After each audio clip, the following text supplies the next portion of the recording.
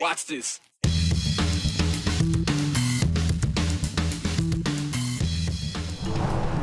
The House will be in order. Idaho's near total ban on abortion Under this new section, those performing criminal abortion will be charged with a felony. was just a trigger without a target. I think that was everyone's expectation of Roe in general, right? Is that nothing was ever going to change.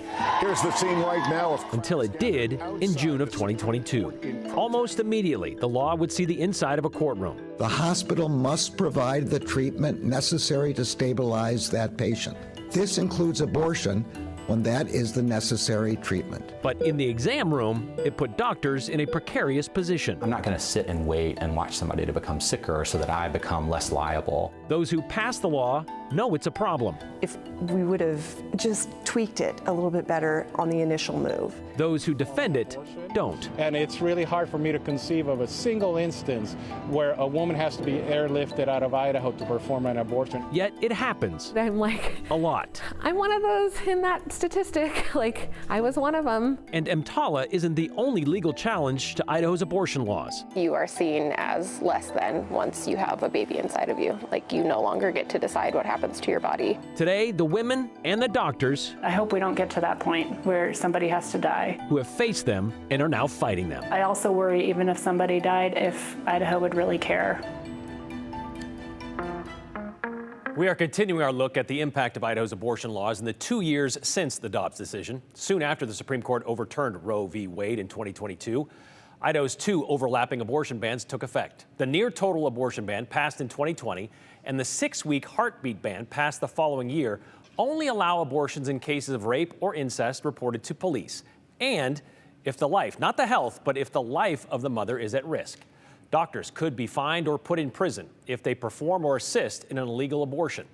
In the EMTALA case before the Supreme Court last month, which we're waiting to hear what they decide, the state of Idaho argued its law allows doctors to perform abortions in almost every case where the mother's health is at risk. However, several doctors disagree, and they, along with several women, have signed on to be plaintiffs in several lawsuits claiming the laws are confusing, inconsistent, and prevent pregnant Idahoans from receiving the medical care they need in times of crisis.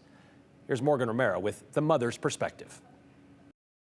I am a stay-at-home mom, and my husband does work. Rebecca Vincent Brown and her husband wanted to take the next step in their journey as a family. We had been trying for about a year, and to grow and expand our family from 1 to 2. They found out she was pregnant with their second in November of 2022. We were ecstatic, absolutely ecstatic. The House will be in order. 3 months after Idaho's total abortion ban took effect. At the time, all abortions were outlawed, no exceptions. I didn't think that that ban would affect me at all. And when it did, it was shocking and quite infuriating. At 16 weeks, an ultrasound revealed some devastating news. And it was at that time that we knew it wasn't okay. You know, our baby, something was wrong with our baby. The maternal fetal medicine specialist diagnosed their baby with triploidy, an extremely rare, life-threatening genetic condition. It usually leads to miscarriage or early death. How did they phrase that? I don't have the exact words, but it was along the lines of, there's no medical intervention that can save this baby. What was that feeling like? Heavy. Like you drop a rock and the earth stood still. This was our second pregnancy and a planned for wanted pregnancy. Jelaine St. Mitchell's pregnancy went smoothly. I felt so good about that pregnancy. Until late November 2022. And then at our 20-week anatomy scan is when we found out that things were not progressing the way that they should have. We were told that our baby was not developing properly. So many organ systems were involved at a very, very severe level. Like Rebecca, Jelaine was told her baby likely wouldn't survive. The women also learned their health was at risk. If I were to continue the pregnancy with the baby, that it would give me at higher risk for preeclampsia or hemorrhage or any other medical risks with miscarrying. There was another diagnosis of fetal hydrops, which could have potentially impacted my health down the road too. By increasing her risk of pregnancy-related high blood pressure, Rebecca and Jelaine's providers told them their options were limited. She said, if you want, more imaging, I can give you a referral for like pediatric specialists. You can continue your pregnancy and, and chances that it miscarries, or you can have an abortion. Those risks to their health, coupled with their baby's conditions, led them to make the difficult decision to get an abortion. We knew what we wanted to do, what felt like the most compassionate thing for us, and for that baby and for our family. There's nothing that could give this baby a life at all. And so that's why we decided on that day that we would then go get an abortion. But getting an abortion in the state of Idaho wasn't an option for them. In Idaho, abortions are only allowed in cases of rape or incest reported to police and to prevent the death of the pregnant woman. The abortion bans don't include exceptions to protect the pregnant person's health. Doctors who perform illegal abortions face threats of losing their medical license, thousands of dollars in fines, and prison time.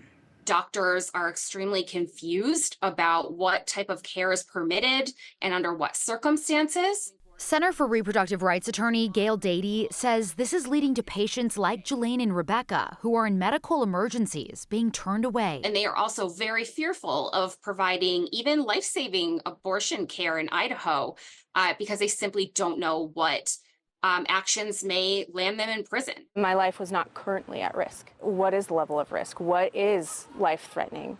There's no terminology saying what is and what isn't. Rebecca and Jelaine had to scramble to find clinics out of state that could take them quickly and perform abortions later in their pregnancies. They say their insurance didn't cover their expensive procedures in Oregon and Washington and would have in Idaho. They also had to pay hundreds of dollars for travel and hotels. But the worst part was the lasting trauma of their experiences. I had to be there by myself to go through it all, and it was really, really devastating.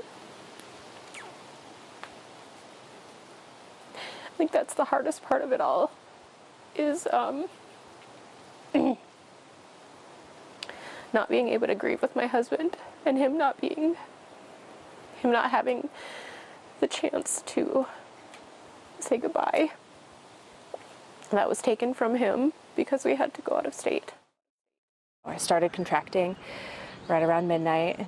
We gave the on-call doctor a call, and he's like, just hang tight. Rebecca's procedure required 2 steps over 2 days.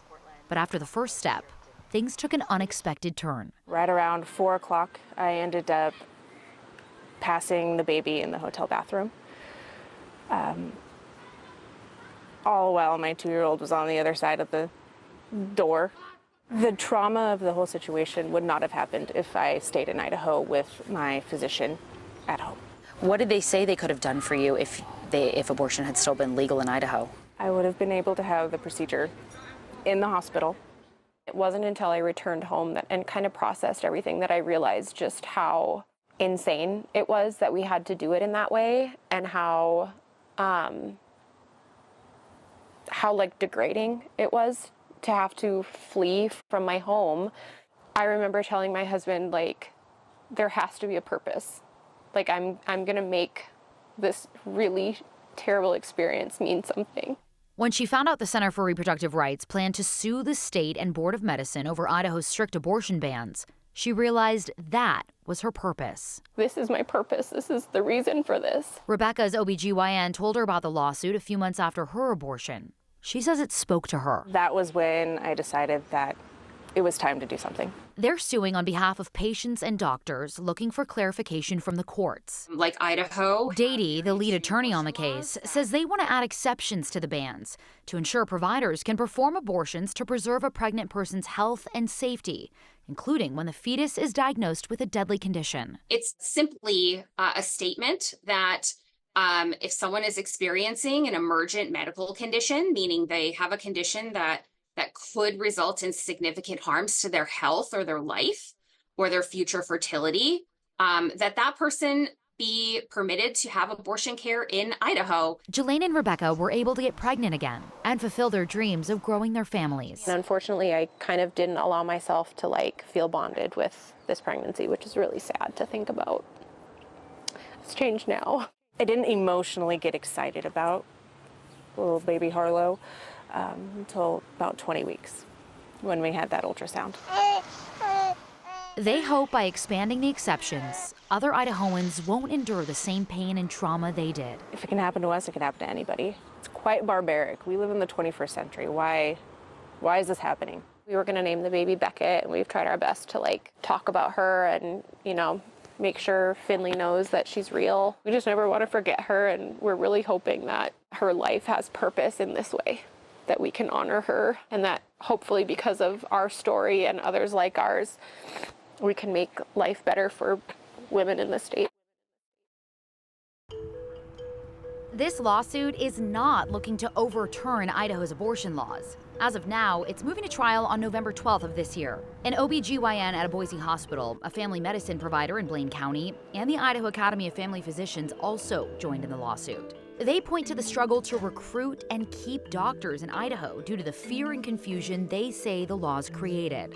Next, we introduce you to maternal fetal medicine specialists who left our state. You don't know what you would choose or what you would do unless you're in that situation. And you'll hear from a doctor in the Wood River Valley who warns women's health care in Idaho is on the verge of collapsing.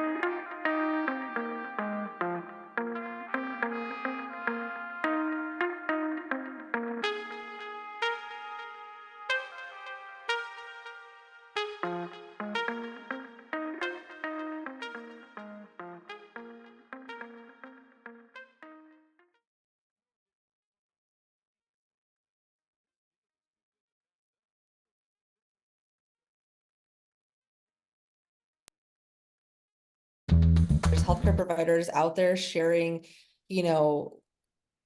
facts and medicine, and it's just so hard to feel like no one's listening to you.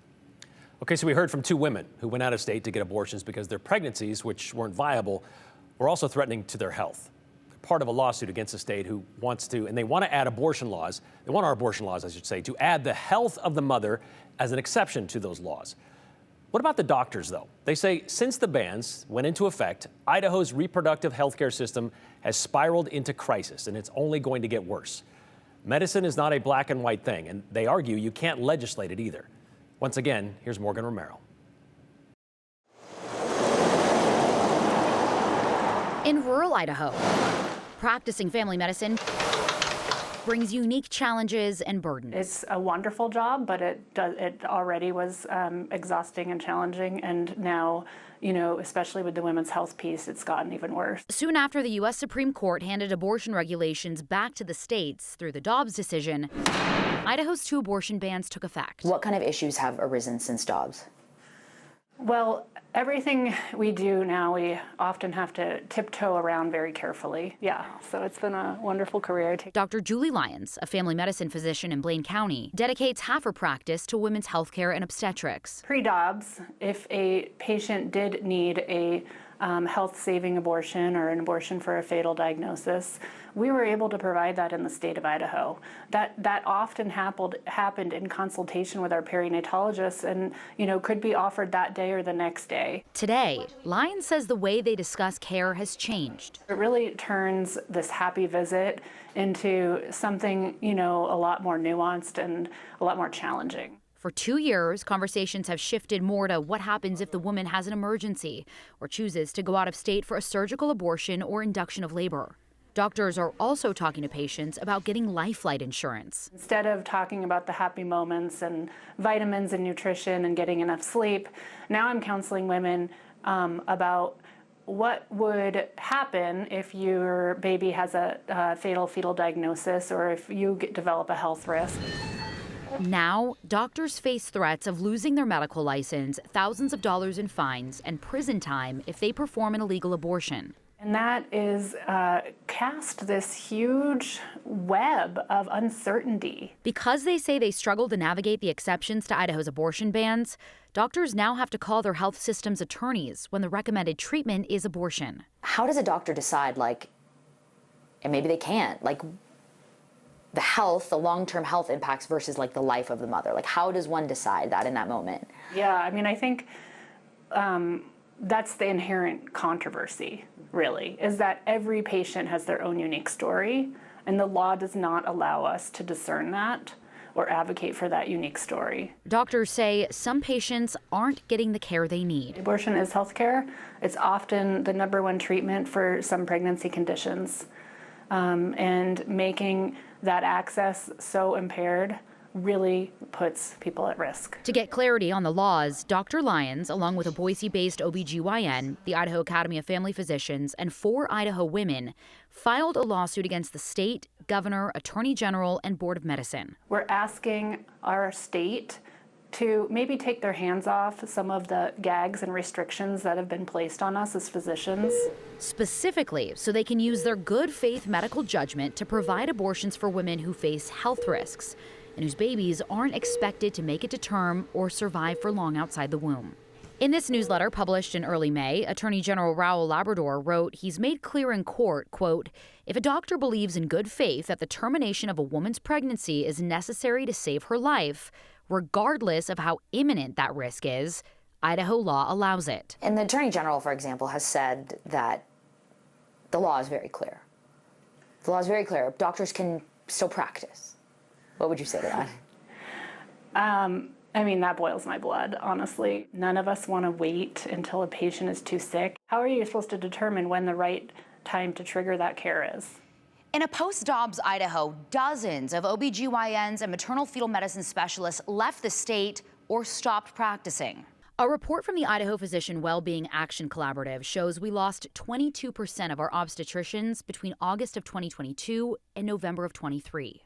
And more than half of the state's maternal fetal medicine specialists, or MFMs, left Idaho. The report doesn't outline exactly why they all left, but the 2 I spoke with blame Idaho's laws. This was 100% the abortion ban that influenced our decision to leave. There's that fear that somebody could question your decision in that moment. Doctors Lauren Miller and Kylie Cooper stuck around for several months after the bans took effect. The laws are vague, which is really hard because medicine is very gray. So trying to apply a new kind of legal definition to the way that we care for patients is just really quite impossible to do. Miller and Cooper tried working with legislators and leaders to change the laws to allow for abortions when the mother's health is at risk, not just her life. But until somebody is actively dying in front of you, right, meaning you're coding them, you're doing compressions, you're giving them pressors, you're doing the things to actually sustain their blood pressure in their body, you don't actually know that they're 100% going to die. And that's that gray zone that's impossible to navigate. They didn't feel elected officials heard them. It feels like an attack on who we are and on our education and how much experience and time that we've already given to healthcare and to caring for patients, the years of training. It feels like a lack of trust from those around us. They say they ultimately left to protect their families, careers, and lives. It's just a wrenching experience that I have to act to protect my patient's health. And I know myself well enough that I could not sit by and watch a patient getting sicker and getting sicker and getting sicker and not act. Like I stayed in Idaho, I knew that I would potentially commit a crime. That's been kind of a weight lifted. It's to be able to just go back to caring for people in the way that I'm, supposed to be able to care for people. But I also feel, a lot of guilt about leaving. It was a very difficult decision. We were very happy and settled. Leaving, is one less obstetrical provider in a state that already is struggling with, having access to healthcare and maternal care deserts, and how that was going to further impact things. Those that remain it increases our burden of the number of patients we have to see and treat and triage. And I think it potentially could ignite a collapse of our healthcare system. Dr. Lyons trains medical students as part of the University of Washington's Idaho program. And she sees firsthand how the state is struggling to recruit doctors and medical residents, particularly in rural Idaho. Our residents are no longer getting the type of training that they need, even to manage a high-risk miscarriage situation that might come into a rural emergency room. I can't imagine choosing to move somewhere where you can't practice medicine in the way that you were trained to do. With the current laws on the books, doctors say the weight of their burdens will lead to more burnout. I imagine we will have a very barren medical landscape here, impacting women's health care as a whole. I imagine that mental health as well as physical health in women will decline. I imagine, a very bleak future if we don't change this. I would just ask our lawmakers to really sit down and talk with more doctors. We are the people taking care of Idahoans. Dr. Lyons is taking a year-long sabbatical to consider whether she still wants to deliver babies in Idaho. She says she's worried about raising her kids safely if she keeps practicing in this state. There's an active effort to get abortion access on the ballot in 2026 to let Idaho voters decide what our laws should look like. Nonprofit Idahoans United for Women and Families Coalition hasn't filed their ballot language yet, but the group expects to in the coming months, and then they'll go around with a petition and start gathering signatures to then try to get it on the ballot, Brian. That's interesting. A lot of people we've been hearing from say they want that option to give it to the people, so we'll see what happens with that. Interesting part of that, this desert. Yeah. This female healthcare desert that's being created by people leaving the state. Yeah, they talk about maternal care deserts, and this is an issue all over America. It's a problem everywhere, but it's particularly exacerbated. Studies are showing by abortion bans, but prior to the abortion bans going into effect, a 2022 report showed about a third of Idaho counties were considered these deserts. And what that means is they lacked maternity resources, they didn't have hospitals or birth centers, and they had no obstetric providers in their areas. The doctor I spoke with at St. Luke's, I asked him why he hasn't left yet. He said he thinks about it every day, but he says he knows these women in Idaho need health care. Yeah, and that's why he stays. All right, thanks, Morgan. You bet. We're right back.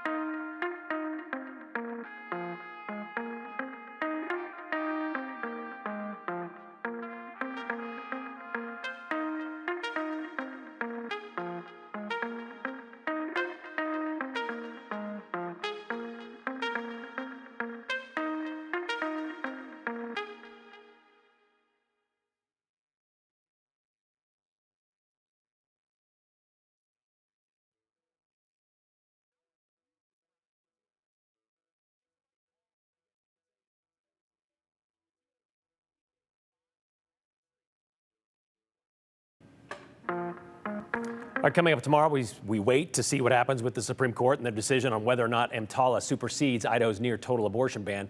We're going to look into other lawsuits filed over the bans. They are absolutely writing vague and poorly written legislation in this race to see who can be the most conservative, to out-conservative each other, and they're playing this political game on the backs of Idahoans.